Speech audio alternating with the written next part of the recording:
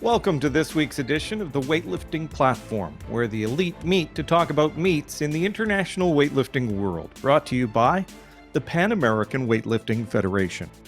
I'm your host, Richard Mason. On this week's show, The GOAT, we will talk with the holder of 4 Olympic medals in weightlifting over 4 different games, arguably the greatest Olympian of all time in late weightlifting, Pyrros Dimas. We'll also check in with a tip of the week where we'll find out the essential values for a weightlifter from the Spanish team. And our regular feature will also inform you about something you probably didn't know. But first, here are the headlines.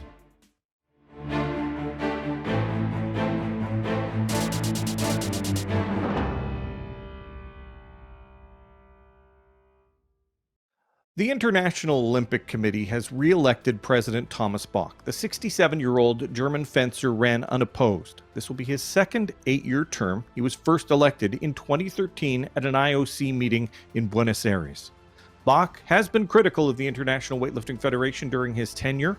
Weightlifting has had athlete numbers reduced and has been threatened with Olympic exclusion, including recent calls by the IOC to ask for the increase in the power and voice of athletes and for governance reforms.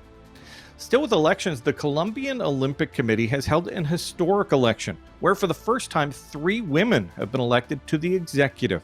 The first woman ever elected to that board happened back in 1998, but now the new executive will have 3 women, including a second vice president, Dr. Irma Lucia Ruiz Gutierrez, a general secretary, Ana Camacho Corredor, and member Fanny Echeverri Zuliaga. In sad news, Colombia has lost an Olympian. Lester Francel competed as a flyweight in the 1972 Olympics in Munich. Francel was a medalist in multiple sports events such as the Central American and Caribbean Games in Panama in 1970 and the Pan Am Games in Cali, Colombia in 1971. He also placed 4th at the 1971 World Cup in Lima and was the silver medalist in the 12th Central American and Caribbean Sports Games in Santo Domingo in 1974. He's passed away from a heart attack. He was 72 years old. Rest in peace. That's today's headlines. Now, good to know.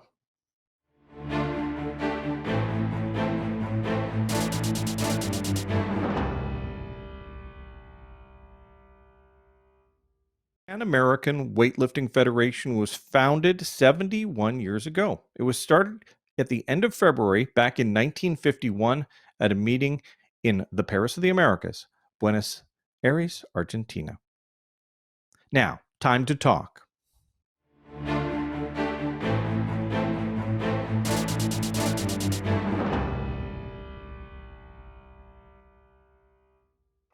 Joining us now is a man that's played many roles in his life. He's currently the president of the Greek Weightlifting Federation and works as the technical director of USA Weightlifting.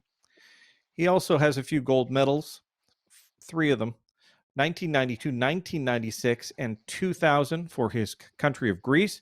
He's also won a bronze at the home games in Athens in 2004. He was injured at the time, and we'd like to welcome Pyrros Dimas. Welcome. Hello. Hello, Richard. Now, let's go back, way back. How did you first get involved with weightlifting? I had in the back of my school, when I was 7.5 years old, I have a gym who was the club, the people training there. And one day the coach from the club found me in the road. He saw my body type. I don't know what he saw. Perfect. Your talent for weightlifting. And that's my and you father started and my mother. training. Your journey started with a barbell in your hand, before you were 8 years old? Yes, yes, I touched the bar before I was 8 years old. Yeah. Is that typical in Europe? Is that typical where in Greece, Mm, where the athletes would start that mm. young? That Bulgaria, in Russia, in China maybe also, but not in European country. Many people in Europe think if you start weightlifting so early, you're born, you will be not so tall like the other kids. But if you see what the university weightlifting is the best soul to be handsome like me. Now, tell me about your first competition.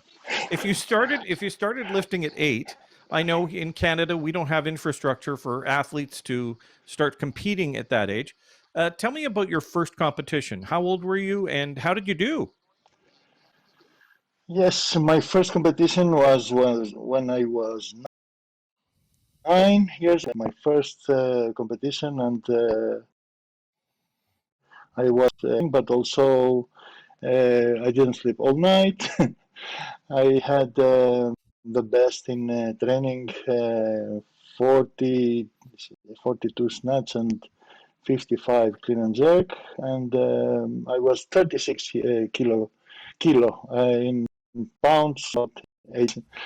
Uh, Anyway, I did 42 in snatch, but I missed 3 times 55 in jerk, not clean. I did clean 55 3 times, but I'm crying all day.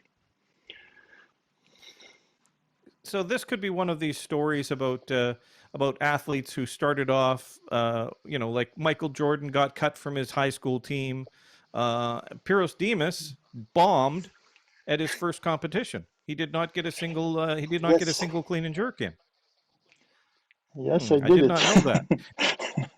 Now, you're a social guy. I've been to many competitions, and somebody taps you on the shoulder. You're happy to chat with them. You're the first person who will take a picture with them. Everything. But is it true that you pretty much kept to yourself the closer it came to lifting in major competitions? You didn't want to talk to anybody. You didn't want to see anybody. Is that true? Yes, so this was my psychology. I fixed my psychology before the competition. I didn't talk to anyone. I say only good morning, good night, just that. And I was close to myself, and I was uh, I I think the competition, and I rate the competition. Okay. Now You understand you've what I'm transitioned. saying, You're Richard? you're no longer Yeah. you're no longer Yes. competing as an athlete. Now you're coaching. Yeah. Was it difficult to go from being coached to coaching? Yes, I think all this experience, like lifter, you can bring to the lift your lifter anymore because you are coach now, and you can give that to the news, all this experience. But also, I think uh, if you are not from weightlifting, you can be a coach in weightlifting. It's different uh, to have another sport and to do weightlifting. But also I was lucky because I'm working with also 30-year experience in me like lifter, Mike like coach. We have done together great work in USA weightlifting, and I am thankful to him because I learned to him things, he learned to me things, and we have done together the best team. You're of course referring to Mike Gatone, who's coaches for USA weightlifting. Now, you've also held elected office in weightlifting and out, including a stint in Parliament in Greece. Which is easier for you, sport or politics? Was not so easier because when I involved with politics in Greece, the situation was very, very was big crisis in economy and all this changing. Uh, many performs and many reforms we had to do in Greece to change our constitution, to change our law, and the people wasn't happy with that. And this was difficult for all of the politicians in Greece to change these things. I think the sport is better. Sport make you happy. I say it many times. Weightlifting in my life gives me make me always sad, uh, to make me, make me. You win one gold, you forget everything. Yeah, yeah. Now, I'm not going to make a parallel. You might want to make a parallel. The IWF is right now re-examining its governance. Greece was redoing its constitution. You're part of the executive board. There was financial issues in Greece when you were in parliament. There's financial issues in the IWF today.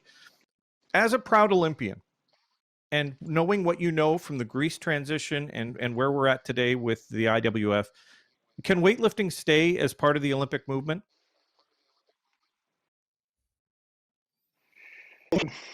If we take the message, because IOC sent to us the message a lot of few years ago, not now. Some people in our family doesn't understand that, and we have to make all this reform who IOC wants. And also, I started already to talk with many countries, many presidents, many athletes, many ITO. We have to move fast to keep weightlifting, to keep our sport in Olympic. I'm running for president, but I don't care if I will be president. I will have and to save our goal, and this has to be the goal of the nation from all our weightlifting family. We have to keep the sport in Olympic. We have to keep each other like family. I agree. Thank you. Now, that's the serious stuff. Now, we've warned you that we're going to ask you some lighter questions, we'll call it, to get to know you a little bit better. Some of them are weightlifting related and some of them are not, but we're going to put you on what we call the 1 minute clock countdown.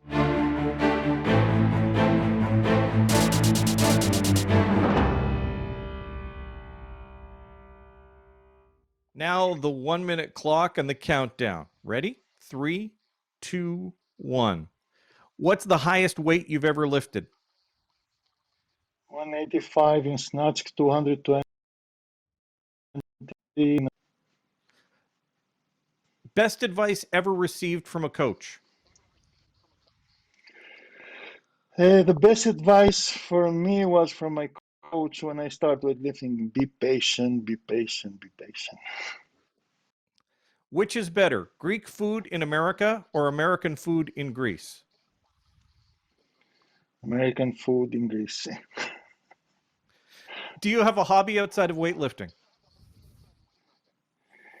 Yes, I had a hobby. I played soccer with my friends, but now it's very difficult from US to play in Greece soccer.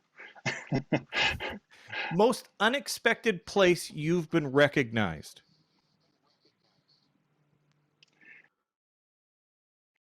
When most, Most unexpected place? Walking down the street in Thailand, or getting a Coke in Japan, or where's the place where you went, I can't believe they recognized me here?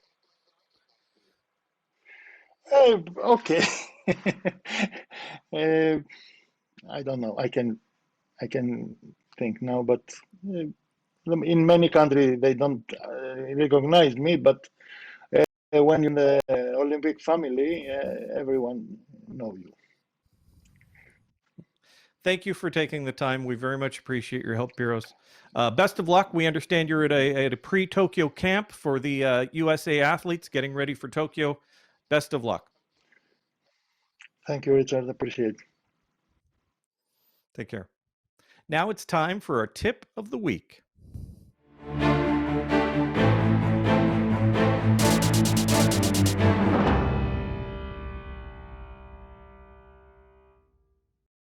Now, 5 members of the Spanish weightlifting team with the essential qualities that make up a good weightlifter. Hola chicos de la Weightlifting Platform. Hola, me llamo Nerea Fernández, llevo 14 años practicando halterofilia, empecé haciendo natación y al final me involucré en este deporte por mi hermano. Soy campeona de España junior y he asistido a diferentes internacionales europeo y mundial. Para mí el valor más importante que te inculca el deporte es la humildad, saber dónde estás en cada momento y saber que puedes ir mejorando paso a paso sin detenerte. Hola, soy Irene Martínez, tercera de Europa en arrancada y llevo 14 años haciendo halterofilia. Para mí uno de los valores más importantes para ser deportista es la disciplina, porque te enseña que si quieres conseguir algo tienes que trabajar duro día a día y creo que eso es aplicable al futuro, a tu vida diaria y creo que el deporte te enseña muchos valores para un futuro de cara a lo que quieras conseguir. Hola, soy Marco Ruiz, levantador de pesas de la Federación Española de Halterofilia y para mí una de las cosas más importantes que tiene que tener un atleta de nuestro deporte es sobre todo la perseverancia, porque creo que este deporte es un deporte de no parar, de pase lo que pase, seguir adelante, aunque tengas días malos, días buenos, siempre nunca dejar de intentarlo, porque al final siempre llega la recompensa. Hola, soy Conan Hernández, llevo practicando halterofilia desde hace 16 años. Al principio también jugaba fútbol y lo compaginaba un poco con la halterofilia, pero bueno, luego me decanté por este deporte, que es bastante comprometido. Creo que ese es mi valor, el compromiso. Y poco más. He ganado unos cuantos campeonatos nacionales y he competido en campeonatos mundiales, europeos y aquí seguimos. Hola, soy Ede Hernández, empecé a los 8 años, soy medallista de Europa y una de las cualidades que tiene que tener como deportista, aparte de ser constante, es sacrificio, nunca perder el objetivo que has planteado y sobre todo tener ilusión, a pesar de los momentos malos, nunca perder la ilusión porque siempre se sale. That's this week's greatest of all time edition of the Olympic Weightlifting Platform, brought to you by the Pan American Weightlifting Federation. Thanks for joining us. If you like what you see, please bookmark us here on YouTube. You can also like the IWF on Facebook. Tweet out to the IWF at IWFNET on Twitter. I'm Richard Mason. Good lifting.